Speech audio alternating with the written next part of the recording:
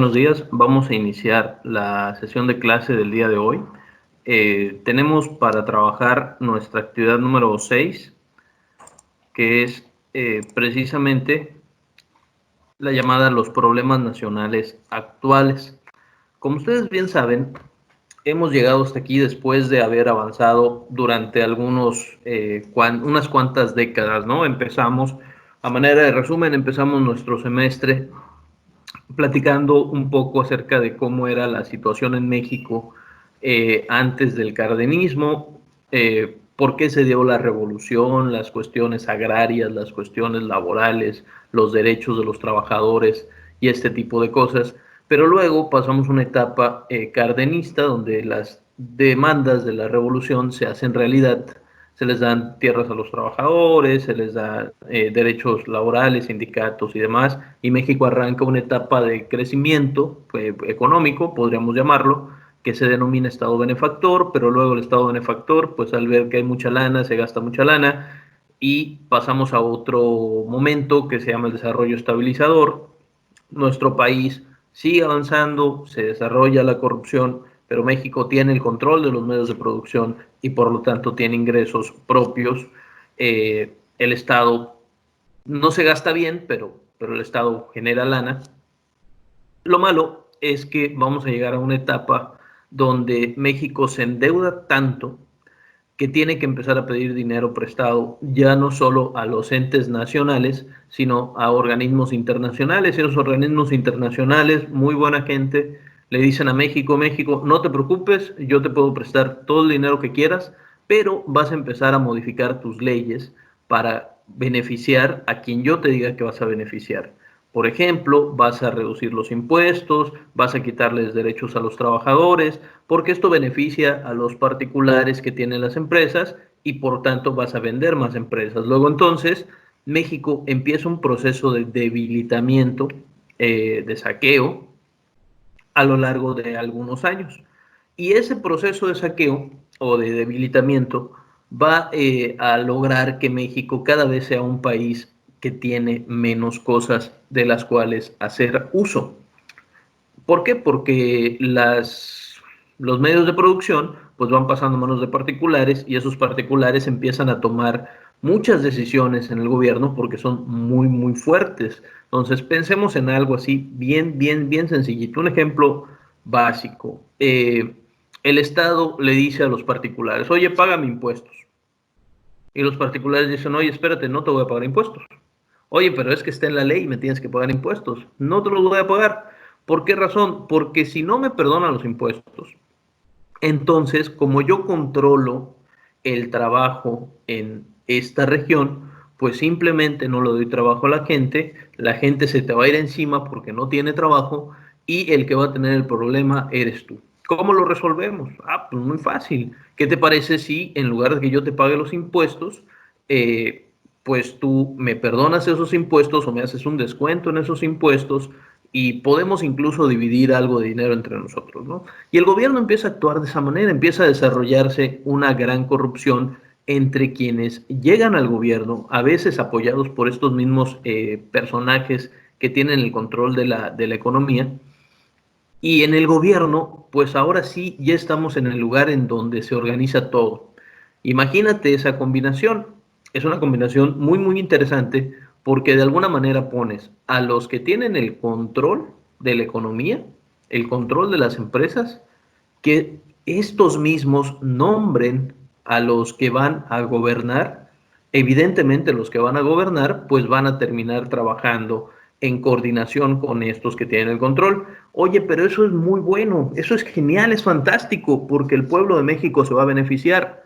Bueno, es que en la teoría sí, pero en la realidad no. ¿Por qué? Porque nosotros somos un grupo bastante selecto, que tenemos los recursos económicos y a nosotros, honestamente, no nos interesa la política social. Es decir, yo necesito producir y vender.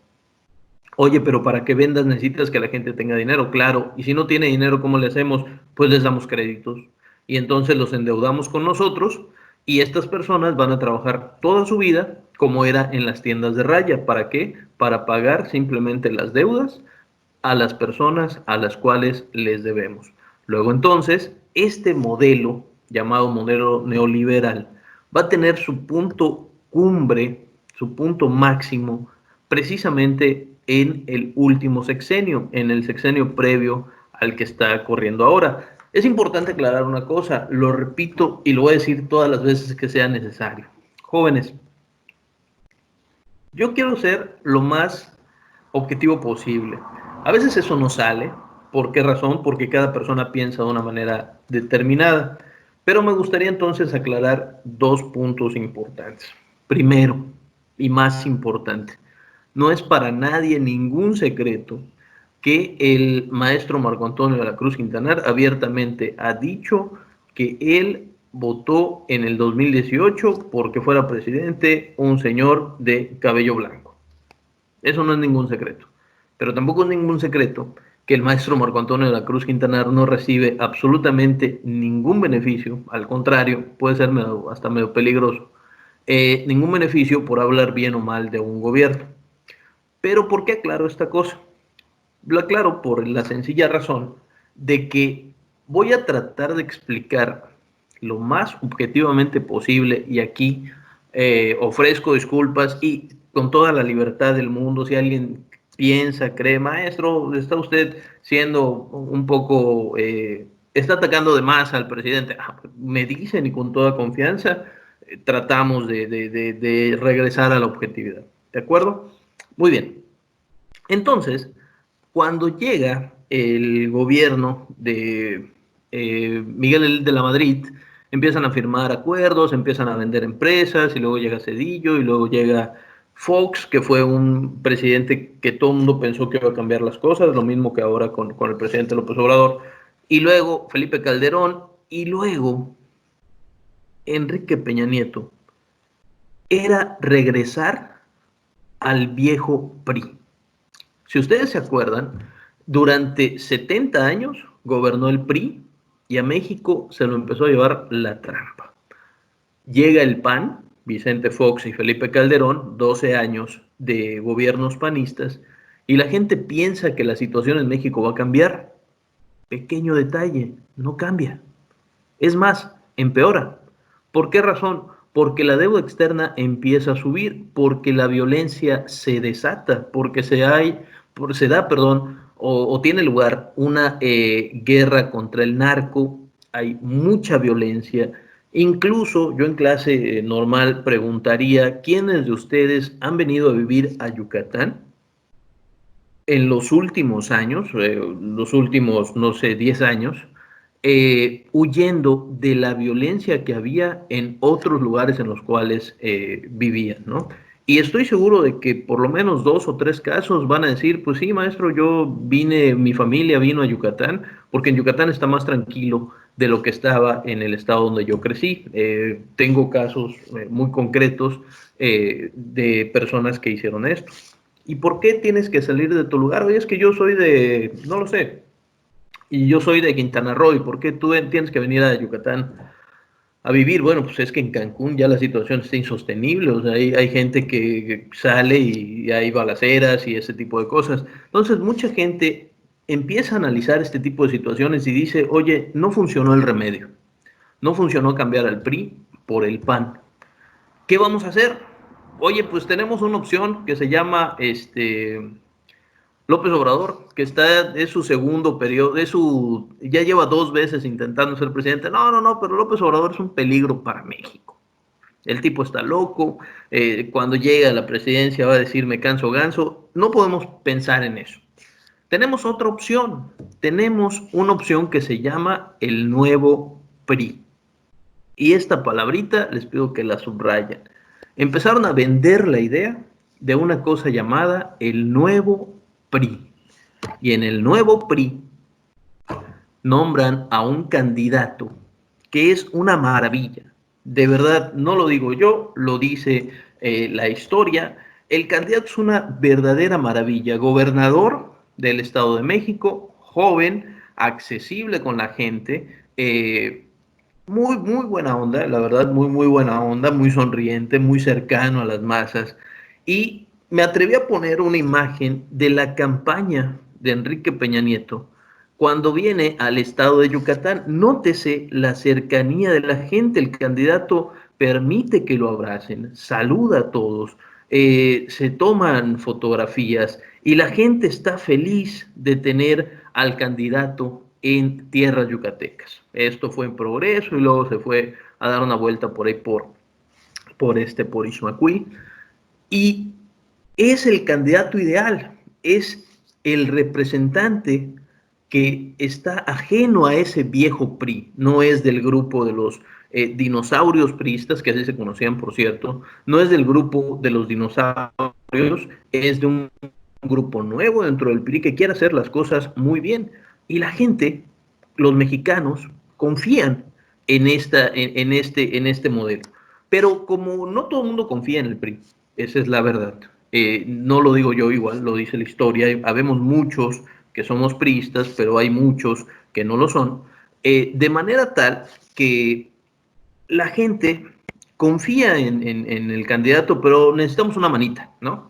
Y esa manita va a ser el uso de estas tarjetas llamadas Monex Soriana. El día de la elección y 2 días antes hay una campaña fantástica donde a las familias les regalan una tarjetita de Soriana con la maravillosa cantidad de 500 pesotes. ¿Para qué van a hacer esos 500 pesotes? Para que simplemente el día de la elección vayas a votar y en la caseta de votación, es una urna que tiene unas cortinitas y demás, ahí tú entras, votas por el partido que te va a pagar, le tomas una foto a tu voto y con esa foto te presentas con unas personas que van a estar afuera de la casilla de elección con sus camisetas que dicen la familia, no sé qué, y te entregan tus 500 pesotes. Y lo cierto, jóvenes, es que por 500 pesos, mucha gente, muchos participaron de esta actividad, ¿no? Detalle, pues evidentemente Peña Nieto gana. Ahora, en este momento, nadie hace memes de Peña Nieto, ¿eh? Es decir, para este momento que estamos hablando aquí, todavía no empiezan los memes de Peña Nieto. Esto se va a dar 4 años después. Aquí tengo una encuesta sobre predicción histórica. ¿Conoces algún gobernador joven, guapo y buena onda a quien sería muy bueno ver como presidente a futuro? ¿Algún gobernador que esté haciendo muy bien las cosas en Yucatán? ¿Que sea cercano con la gente y que responda a las preguntas en Twitter? Te lo dejo de tarea. No sería extraño ver que están preparando a un personaje dentro de un partido político o dentro de otro partido político. ¿Para qué? Para que pueda hacer frente otra vez a una campaña electoral. Así que lo muy buena gente que es el gobernador ahora, no voy a decir su nombre, Mauricio Viladosal, pues básicamente puede estar siendo preparado para un futuro próximo, ¿no? Si me equivoco, en 4 años me dice. Muy bien. Resulta ser que llega el presidente, no hay ningún problema, es una cosa fantástica, toma posesión. ¿Y cuáles son sus mayores logros? Sus mayores logros son dos concretamente. Una cosa que se llamó el Pacto por México y otra que se llamó las reformas estructurales en México. Cabe aclarar que hasta aquí la cosa va bien. ¿En qué sentido va bien? Miren, ¿qué es el Pacto por México? Uno de los grandes problemas de nuestro país es que tenemos un Congreso y en el Congreso hay varios partidos políticos. Están Morena, está el Partido del Trabajo, está Alianza Social, está el no sé qué. Varios partidos políticos. Ponerse de acuerdo está en chino. No es tan sencillo. ¿Qué es entonces el Pacto por México? El Pacto por México es sumar los votos de estos, más los votos de estos, más los votos de estos. Ya desde ahí hace ruido. ¿Por qué? Porque en teoría la ideología política de este partido es un poco diferente a la ideología política de este otro partido y un tanto más diferente este partido de la ideología de este partido. Luego entonces tenemos a personas diferentes, con ideas diferentes, con ideologías diferentes, con visiones de un México diferente, todos en torno al mismo modelo, el Pacto por México. La justificación, ¿cuál fue? Pues fue muy sencilla. Oye, es que no podemos pelearnos, tenemos que unirnos, solamente dejar de pelear va a lograr que México siga adelante. Así de simple. Solamente eso, solo la unión hace la fuerza. Por más diferentes que seamos, vamos a unirnos y vamos a sacar adelante a México. Y cuando empiezan las reformas estructurales, cuando se dan las iniciativas de ley y se llevan al Congreso, evidentemente los votos de este, más este, más este, más este, más este, todos los votos van a sumar y estas reformas estructurales literalmente van a pasar de manera sencilla. ¿Van a tener oposición? Sí, claro. ¿Quiénes se oponían? Bueno, se oponían los llamados partidos de izquierda. ¿Y qué decían los partidos de izquierda? Los partidos de izquierda dicen, es que estas reformas estructurales no salieron de la cabeza de este señor. Estas reformas estructurales salieron de los grandes organismos internacionales. Salieron del Fondo Monetario Internacional, salieron del Banco Mundial y simple y sencillamente, ¿qué es lo que quieren? Quieren cada vez más controlar la ley en nuestro país. Que todas las personas que son las que manejan la economía en el país, todos tengan cada vez mayor intervención o mayor, digamos, libertad legal para realizar ciertas acciones. Así que los mayores logros, el Pacto por México, todos trabajando por ti. Suena padre, ¿no? La verdad es que es una cosa fantástica. ¿Por qué razón? Porque si esto, imagínense, jóvenes, si esto sucediera el día de hoy, México sería un país por lo menos conflictivo, ¿no? Pero ¿cuál es el problema? El día de hoy no existe esto. El día de hoy, este es por su cuenta, este es por su cuenta, es por su cuenta. Aquí, como dato curioso, aquí es donde surge una cosa que le llaman el PRIAN, que lo menciona en las noticias y lo dicen muchas veces. Básicamente es precisamente este Pacto por México, ¿no? La unión entre estos partidos para sacar adelante las reformas o iniciativas de ley de este señor. Y como estas reformas pasan sin problema por el Congreso, entonces la revista Time, una revista de prestigio dice precisamente esto, ¿no? El presidente Peña Nieto está salvando a México. Imagínense, una cosa verdaderamente fantástica. ¿Cuáles son esas reformas, no? Bueno, aquí voy a dejar esta diapositiva. Se las voy a dejar igual que la otra más adelante, pero me gustaría leer esta parte, ¿no? Modifica el marco institucional, perdón, y regulatorio, esto es las leyes, modifica las leyes que aplican a las empresas y a los particulares. ¿Qué es esto? Si hay una ley que le pone un candado o le pone una piedra a una empresa, ¿qué vamos a hacer con esa ley? Pues vamos a quitarla o vamos a hacerla más suave para que las empresas no tengan problema. Ejemplo fácil, los impuestos, ¿no? Vamos a ver, una empresa debe pagar 16% de impuestos. Oye, vamos a bajar eso, vamos a beneficiar a las empresas, porque si beneficiamos a las empresas van a darle trabajo a los particulares, a la gente, y eso es en beneficio del pueblo, el pueblo va a tener trabajo. Si tú lo ves así, pues tienen razón, ¿no? Pero pensemos un poco más maléficamente.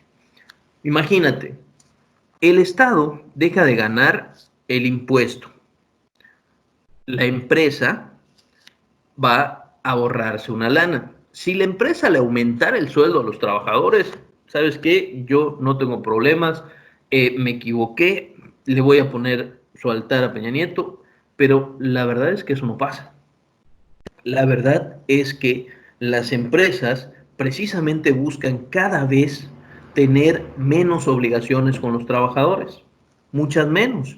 Por esa razón, Y repetimos, alguien me preguntaba ayer a través del correo, maestro, ¿podemos usar el COVID como un ejemplo para nuestra problemática? Pero por supuesto, el coronavirus ha venido a sacar muchos ejemplos de esto.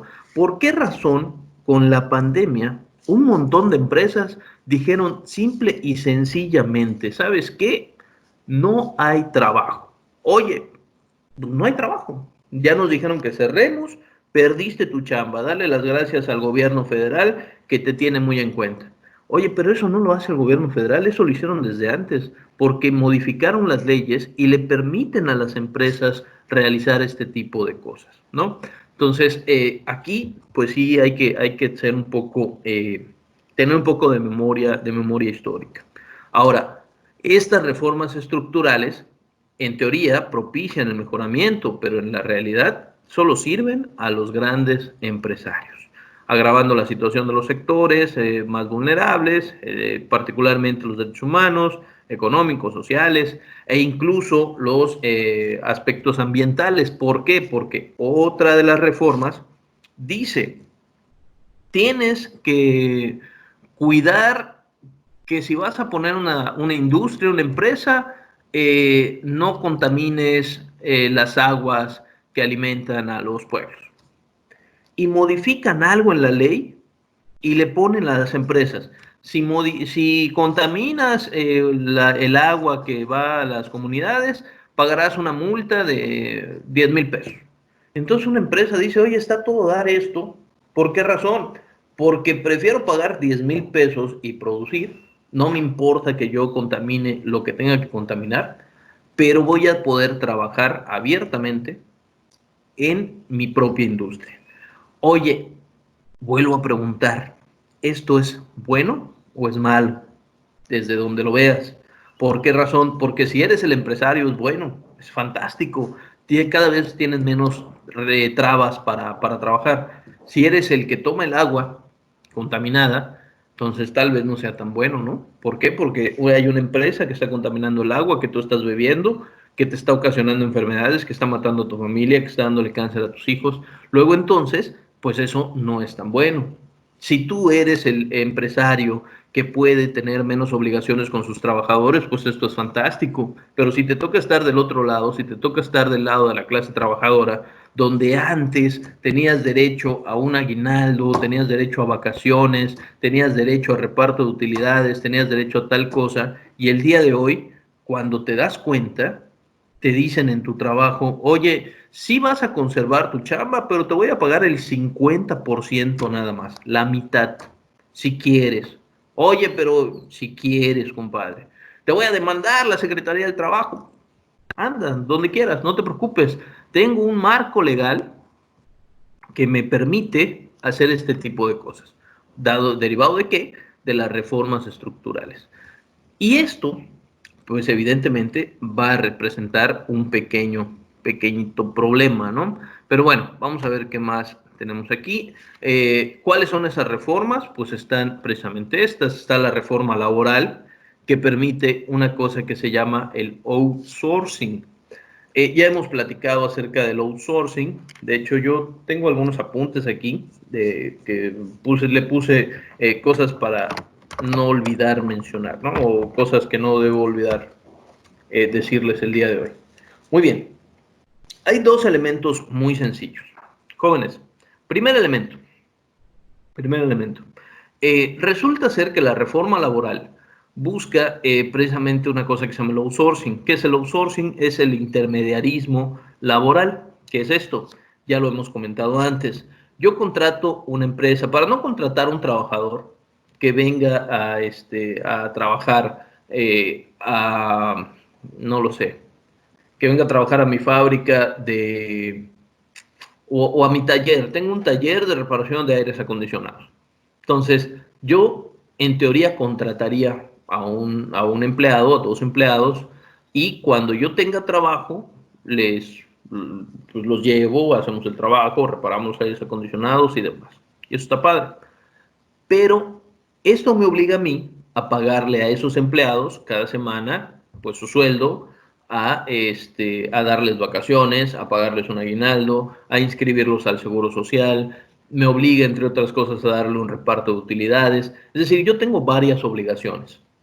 ¿Cómo le hago yo, empresario, para tener menos obligaciones? Pues muy fácil, en lugar de contratar a 2 empleados, cuando me caiga un trabajo, yo subcontrato a otra persona que repare esos aires acondicionados y lo llevo. Sería algo así como un contratista, ¿no? Y eso está padre. Eso es tener una buena visión para los negocios. Lo malo es que al que yo contrato, como no es mi empleado, solamente lo contraté para esa obra concreta, no tengo que darle ni seguro, ni vacaciones, ni aguinaldo, ni reparto de utilidades, ni tratarlo bien, ni llevarlo a su casa. ¿Por qué razón? Porque yo lo contraté para que él vaya y haga ese trabajo. Oye, pero eso no es malo. Claro, no, no es malo. Quizá el único detalle es que el que realiza el trabajo no tiene derechos y que además, gracias al trabajo que el otro realiza, yo voy a tener también parte de la ganancia. Maestro, pero es que eso es el capitalismo, eso es lo que nos toca vivir. Claro, tenemos que ser hábiles y tenemos que generar dinero. De otra manera, pues no comeríamos, ¿no? Pero básicamente, la reforma laboral dice, y lo voy a repetir aquí, en el discurso propicia el mejoramiento de las condiciones de vida, pero en la realidad lo que tenemos es que el que antes tenía un trabajo formal, ahora ya no lo tiene. O el patrón tiene más elementos para que esta persona no tenga un trabajo formal, ¿no? La reforma energética, pues está muy, muy padre, porque básicamente nos dijeron que va a bajar el recibo de la luz. Lo decía Peña Nieto, búsquenlo, por favor, están geniales esos comerciales. Aparece con una familia desayunando, una cosa así fantástica, y alguien le pregunta, oiga, ¿y qué va a hacer en materia de energía? ¿No? Así como una pregunta cualquiera, ¿no? ¿Cuáles serán sus acciones en materia energética? Y él responde, vamos a bajar el precio del agua, del gas y de la luz. Y eso lo prometen todos. Prometer no empobrece, dice una máxima o un dicho mexicano, ¿no? Y él promete muchas cosas que hacen concretamente. ¿Se acuerdan ustedes de un señor que se llamaba Lázaro Cárdenas del Río que nacionalizó la industria petrolera, que se llamó la expropiación petrolera? Bueno, pues literalmente esa expropiación petrolera con la reforma energética se echa para atrás. 80 años después, el presidente de la República dice que vamos a dar un pasito atrás y que el petróleo de los mexicanos va a ser compartido con los particulares. Eso está genial, está padrísimo. Ya podemos trabajar en la industria petrolera. Claro, ¿qué necesitamos para trabajar en la industria petrolera? Pues necesitamos, entre otra cosa, pues, tremendas máquinas, ¿no? Necesitamos conocimiento, necesitamos infraestructura, necesitamos mucha lana, y eso no lo tienen los mexicanos, de hecho no hay en México. Así que hay que contratar empresas extranjeras. Y las empresas extranjeras, y aquí está nuestro primer ejemplo, van a venir a ofrecerle su servicio a México. Oye, México, me enteré que estás abriendo la industria petrolera a los particulares. Fíjate que yo quiero trabajar y viene una empresa de España y yo quiero trabajar. La empresa de España creo que se llama Repsol y viene una empresa de Brasil y viene una empresa de no sé dónde. Y México tiene 3 empresas sobre la mesa, ¿a cuál le doy los contratos de la industria petrolera? Y ahí se va a dar un asunto que para mí es genial, es una cosa fantástica, de locos, ¿no? ¿Por qué razón? Porque las empresas, como se dan cuenta de que México es lo que decía Carlos Salinas antes, ¿no? Los mexicanos, México es así porque así somos los mexicanos. Las empresas se dan cuenta de que en México hay una cosa que se llama corrupción y dicen algo muy fácil, oye, mira, si me das el contrato a mí, pues yo te doy una lana, ¿no? Es lo más lógico. Y el encargado del petróleo en México, que tenía como nombre Emilio Lozoya, dice, va, dame 10 milloncitos de dólares y yo te doy los contratos de la industria petrolera. ¿Cómo se llama esa empresa? Se llama Odebrecht. Esta empresa Odebrecht básicamente le va a dar dinero a Emilio Lozoya. Emilio Lozoya, por cierto, lo detuvieron el 12 de febrero de este año en una zona súper exclusiva residencial en España, en la zona de Málaga. ¿Por qué razón? Porque le descubrieron que había actuado de manera corrupta con los contratos de petróleo, la reforma energética. ¿Y saben qué dijo Lozoya? Dijo, oigan, no actué solo, ¿eh? ¿Saben quién sabía de esto? Sabía el presidente de la República. Es más, ¿saben quién me dio la orden? Me dieron la orden esta persona y esta persona. Así que no nos hagamos tontos.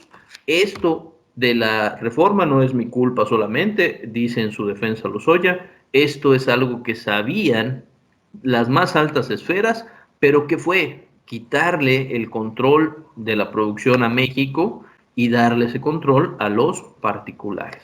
¿Qué otra cosita podemos encontrar aquí en la reforma energética?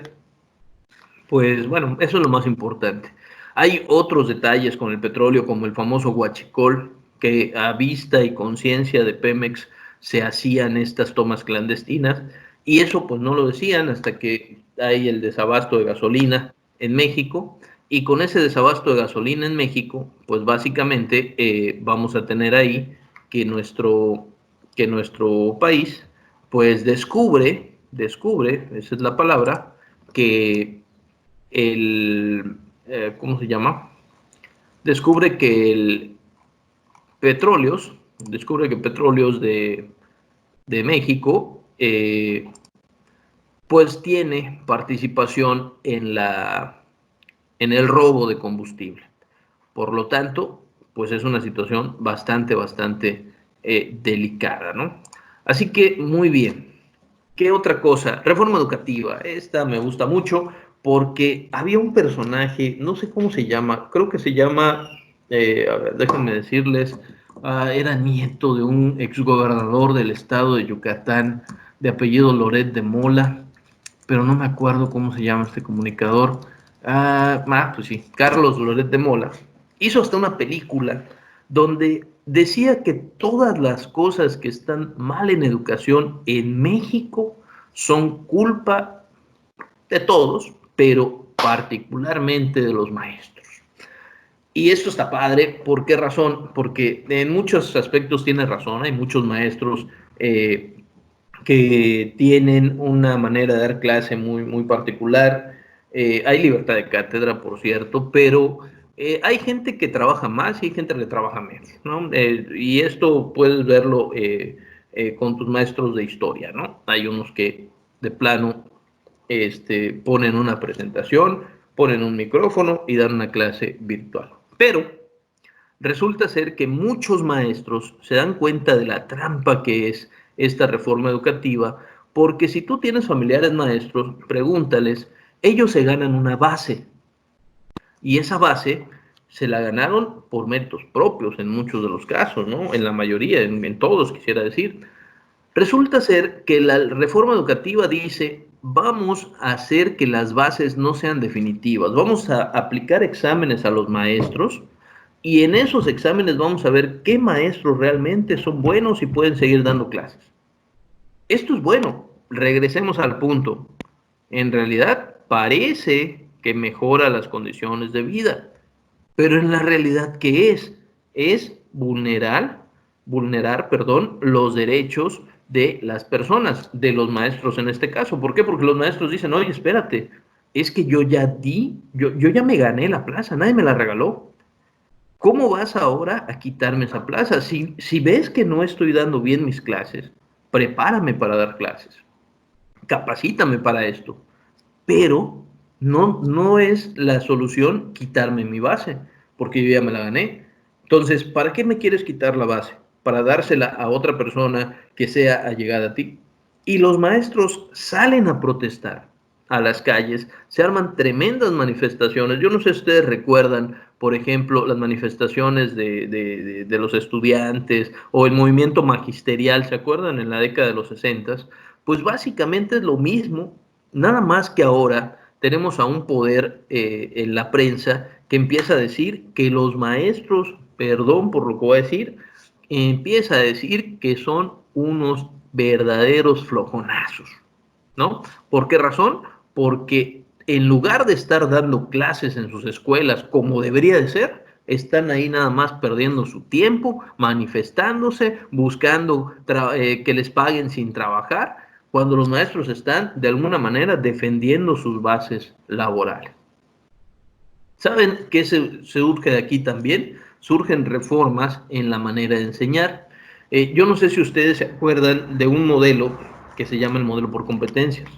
Y el modelo por competencias llega a la universidad, a nuestra universidad, con el famoso MEFI, ¿no? Y ese MEFI pues tiene que ver igual, de alguna manera, indirectamente con esta reforma educativa que busca cambiar la manera de enseñar, ¿no? O sea, ya no podemos enseñar solamente diciendo cosas, sino el alumno tiene que hacer cosas. Y eso está bien, está genial, pero el alumno tiene que hacer cosas de manera razonada, no puedes... copia 10 veces la reforma educativa. No, no, no, explícame de qué trata la reforma educativa. ¿Me explico? Y esto es de alguna manera rescatable, bueno, pero pues también hay algunos elementos. Y así, ¿no? La reforma en telecomunicaciones, esta a mí sí me gusta, porque gracias a esa tenemos la oportunidad de tener varias empresas de telecomunicación y el servicio de Internet es más accesible, más económico y demás, ¿no? Claro, toda la ganancia va en beneficio de los particulares.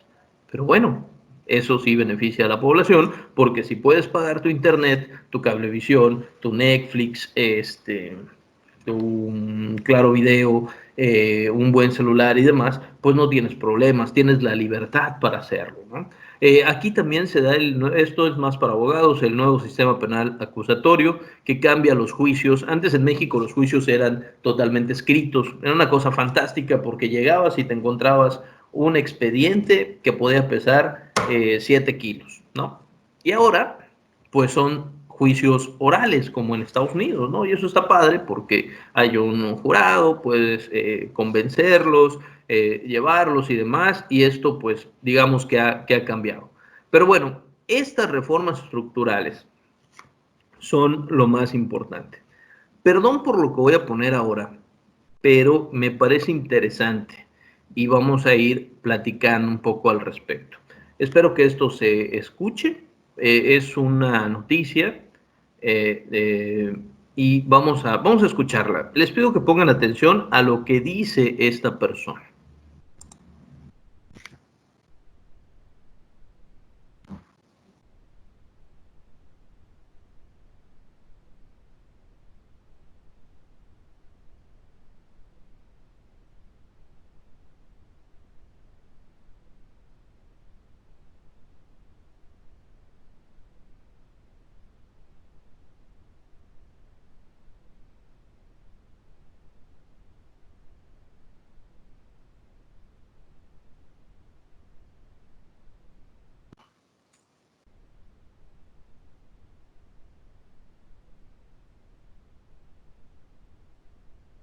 Maestro, no se escucha. Ok, voy.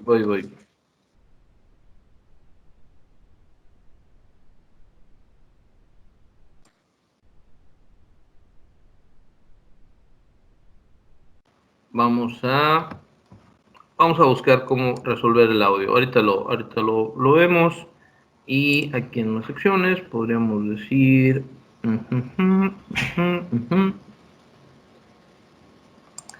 A ver, dice que podríamos... Bueno, pero esto es...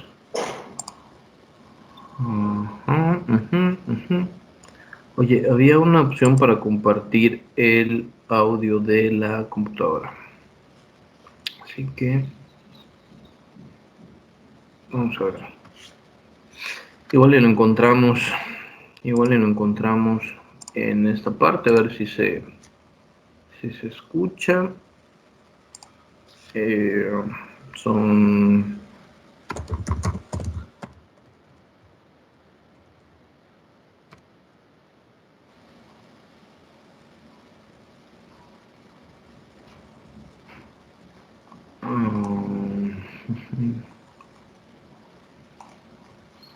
A ver. Estoy tratando de resolverlo de una manera más sencilla, pero a ver si funciona. Vamos a ver si aquí funcionaría un poquito mejor. A ver, porque podría ser, y solo podría ser. Vamos a ver. Aquí está. Vamos a verlo. Y otra vez aquí. Y en esta parte vamos a... Este es mi... A ver, voy a compartir esta pantalla. A ver si ahora sí se alcanza a escuchar.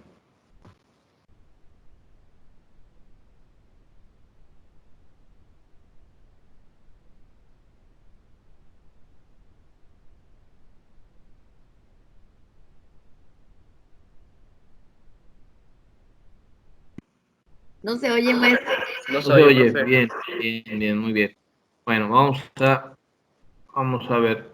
Lo que voy a hacer es entonces dejarles el enlace para que lo puedan revisar. Voy a poner esto de aquí, que es la presentación. Muy bien. ¿Qué dice el video? Se los voy a dejar, les dejo el enlace y ya ustedes lo revisan. Nada más a manera de pequeño resumen. Menciona esta persona en la noticia que llega esta señora que se llama Christine Lagarde, es la directora del Fondo Monetario Internacional, y vean esto, llega a revisar el proceso de reformas estructurales del presidente Peña Nieto, ¿no? De aquí salió uno de los mejores memes de Peña Nieto, porque incluso las hojas que le da el Fondo Monetario Internacional cuando firman estas reformas, se le caen, ¿no? Las hojitas, y era así como que no podía ni sostener estas hojas. Pero bueno, regresemos a esta parte. ¿Qué pasa con esto, jóvenes? Resulta que estas políticas o estas reformas estructurales, pues lo que van a hacer concretamente son dos cosas. Apúntalas, por favor. Van a propiciar, por una parte, el saqueo de los recursos naturales del país, y por otra parte van a propiciar el aumento de deuda del país. ¿Qué tiene que ver la deuda con esto? Bueno, pues muy fácil. Resulta ser que el Fondo Monetario Internacional presta dinero a México y México tiene que hacer lo que el Fondo Monetario Internacional diga. Eso ya lo habíamos mencionado. Otros elementos importantes del gobierno de Peña Nieto son, por ejemplo, algunas muestras como el asunto de Ayotzinapa. No sé si alguien ha escuchado hablar del movimiento de Ayotzinapa. Desaparecieron 43 estudiantes, iban a protestar, los desaparecieron y hasta el día de hoy, que es hoy, 4 de mayo del 2020, no se sabe a ciencia cierta qué es lo que ha pasado, ¿no? Así que esta es otra de las cosas. Hubo una que está genial. Ahorita la vamos a mencionar aquí, en la corrupción lo mencionamos. Bueno, lo traté de ser así, ¿no? Lo bueno, las reformas estructurales buscan unir a México. Perdón, aquí lo cierto es que la unión de México se dio en contra de Peña Nieto. ¿Por qué razón? Porque Peña Nieto inició su sexenio con el 54% de aprobación y lo terminó con el 24%. O sea, 2 de cada 10 creían que Peña Nieto era un buen presidente. 8 de cada 10 o 7.4 de cada 10 pensábamos que no lo era. Pero bueno, esta desaprobación, esta falta de popularidad del presidente Peña Nieto fue lo que propició que ganara López Obrador, sin duda alguna. O sea, no es que López Obrador sea un gran personaje, casi un superhéroe. No, qué va, para nada. Lo que pasa es que la gente creía tan poquito en el gobierno anterior que la única opción más o menos buena pues era precisamente López Obrador, ¿no? Luego, lo malo, la corrupción, sin duda alguna. Jóvenes, esta imagen fue una imagen muy socorrida por el presidente Peña Nieto, porque resulta que él presumía esta fotografía y decía que en esta fotografía estaban los representantes de lo que él llamaba el nuevo PRI. ¿Qué es el nuevo PRI? Unos gobernadores que estaban ahí para hacer la historia de grandeza del PRI, ya demostrando que el PAN no sabía gobernar. Por lo menos eso fue lo que quedó con, como una conclusión con Fox y con Calderón. Pero detallazo. Roberto Borge, gobernador de Quintana Roo, preso. Javidú, no sé si alguien escucha en las mañanas, aún en imagen, en televisión aparece no recuerdo el nombre, pero es bastante irreverente, es muy divertido, les sugiero que lo vean. Javier Duarte, gobernador de Veracruz, acusado del desvío de N cantidad de millones de dólares del erario público, y que se hizo famoso porque a los niños con cáncer, para ahorrarse la lana, para clavarse la lana y repartírsela, les inyectaban agua destilada en lugar de los medicamentos que llevaban las quimioterapias. Comprobado, y el tipo está precisamente detenido en el bote. Y así con varios gobernadores, ¿no? Que están o detenidos o procesados y demás. Entonces, imagínense esto, o sea, el ejemplo del nuevo PRI, ahora detenidos, procesados y demás. El ayudante de Peña Nieto, Emilio Lozoya, detenido, como lo dije antes, en España por el asunto de Odebrecht. Y en la corrupción también se va a dar otra cosa que es muy, muy divertida, que es la Casa Blanca. Una casa que se construyeron el presidente y su flamante esposa, que costaba aproximadamente unos 86 millones de pesos. ¿Qué tiene de malo? Oye, si tienes lana, te compras una casa de 86 millones de pesos, ¿no? Sin problema, 7 millones de dólares.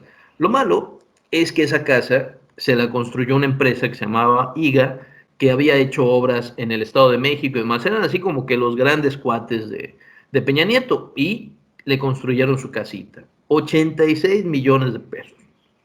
¿Cuánto cuesta una casa? La más cara de Mérida. ¿Cuánto quieres? ¿10 millones de pesos? ¿20? Imagínate, ¿quién puede pagar esa casa?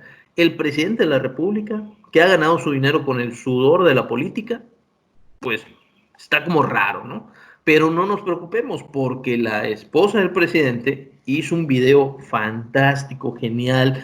Yo casi lloro de la emoción, porque del sentimiento, cuando ella explicó que esa casa había sido el fruto de su trabajo en Televisa durante 25 años, que era muy injusto que el pueblo de México dudara de la honestidad del presidente, de la honestidad de los políticos, porque ella había pedido un crédito y había pagado su casa con 25 años de trabajo en Televisa.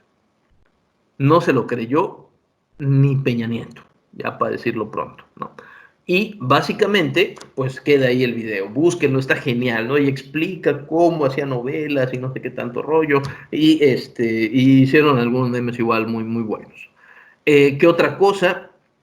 Esta, que para mí es muy triste, que se llama la estafa maestra, que fue más o menos lo siguiente. Imagínate,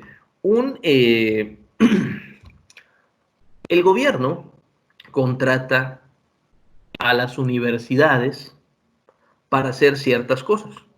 Para hacer ciertas cosas. Pensemos un ejemplo así muy sencillo, ¿no? El gobierno no sé, el gobierno del presidente contrata a la Universidad Juárez de Tabasco, ¿no?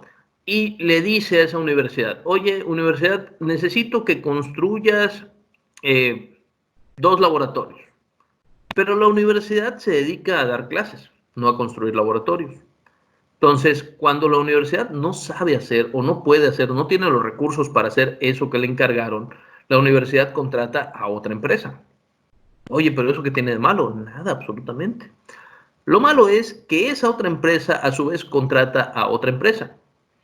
Y el dinero que México debió haberse gastado contratando a la empresa que hiciera los laboratorios directamente, ya ha pasado por 3 manos distintas, y esas 3 manos distintas pues evidentemente se han quedado con su ganancia, ¿no? Entonces, si yo tenía para hacer los laboratorios 10 millones, pues ya se perdieron 3 y ahora solo me quedan 7 millones.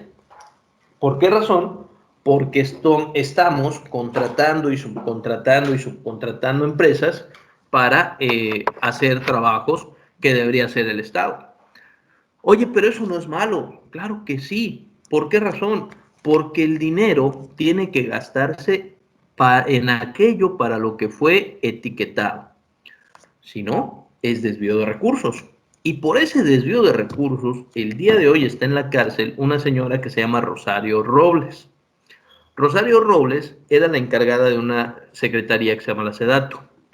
También en la SEDATU estuvo un señor que es yucateco, que es famoso, que le dicen Marín.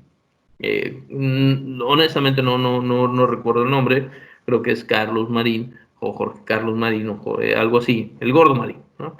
En esa misma secretaría estaba otra señora que se llama Rosario Robles, que está encerrada, y la acusan precisamente de saber que esta era una estafa, era contratar y contratar y contratar, e ir rasurando, ir pellizcando algunos milloncitos por aquí, otros milloncitos por allá. Y lo malo es que involucraron a muchas universidades. Entonces, imagínate esto, o sea, las universidades haciendo tranzas, perdón, haciendo negocios con los funcionarios de gobierno. ¿Qué otra cosa? El outsourcing, ya lo hemos platicado bastante de eso.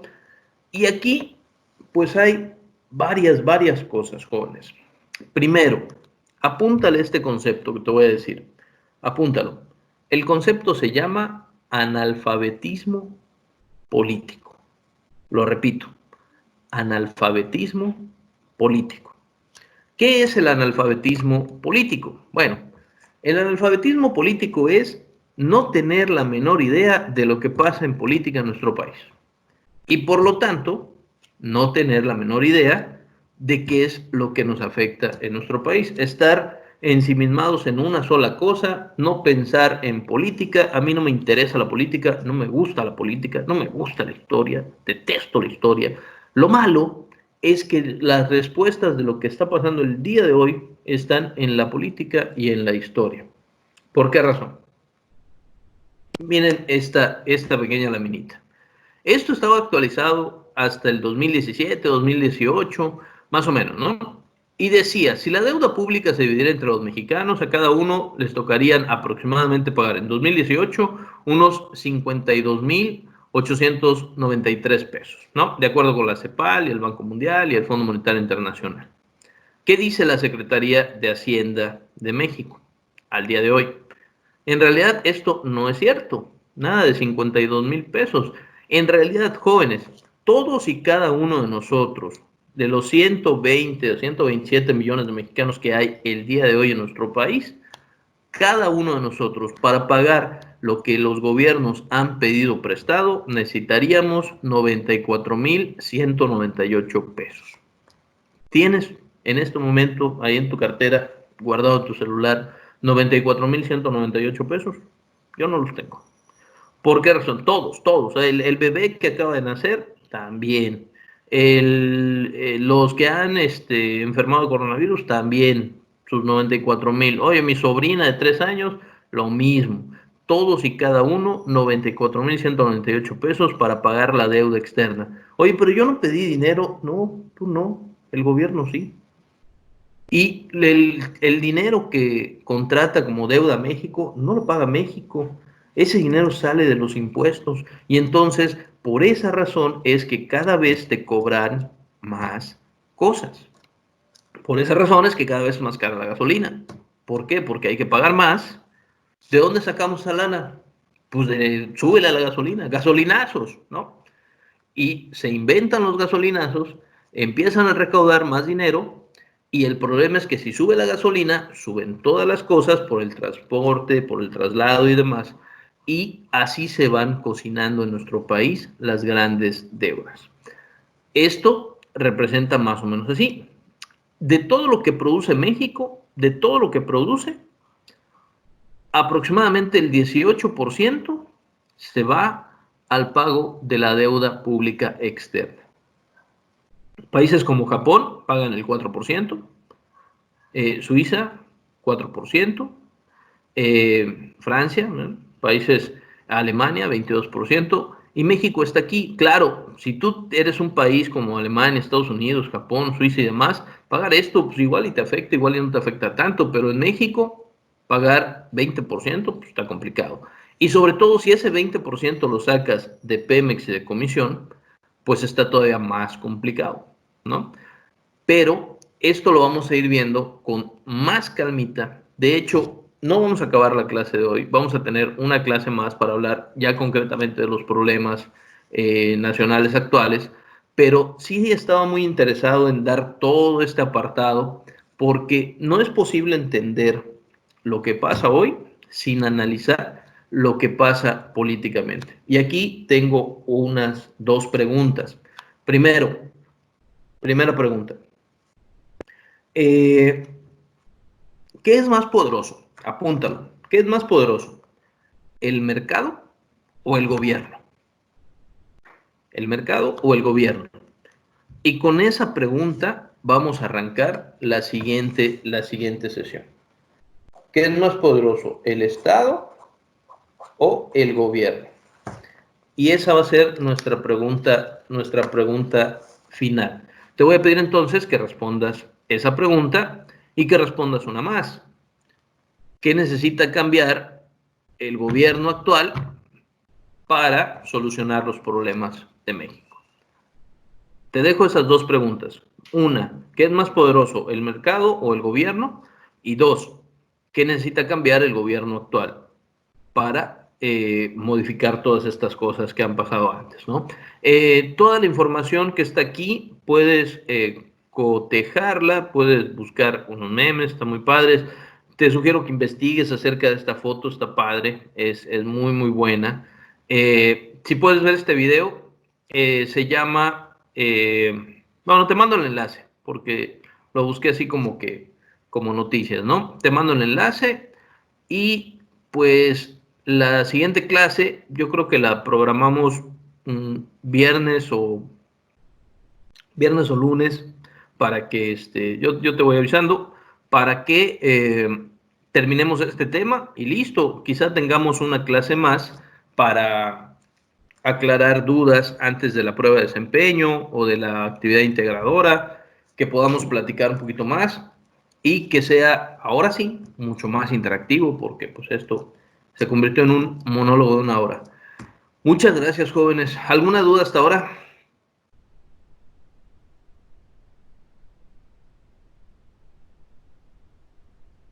¿Dudas? ¿Preguntas? ¿Sugerencias? Maestro, yo tengo una pregunta. Dígame. En cuanto al hada, en el video tienen que salir todos. Sí, de preferencia sí, porque es mi manera de comprobar que todos están trabajando. Entonces, que se dividan ahí, cada quien grabe un pequeño clip, los van uniendo. Pero sí, Ok, ok, gracias, maestro. de nada, de nada. ¿Alguna otra duda? ¿Alguien más?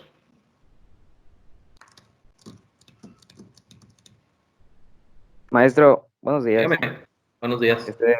En eso mismo de la 6, ¿es necesario que tengamos como que el uniforme de la prepa o podemos No, no es tenerlo? necesario. No, no, no, para nada. Ah, ok, gracias, maestro. Solo eso. ¿Quién más? ¿Alguien más?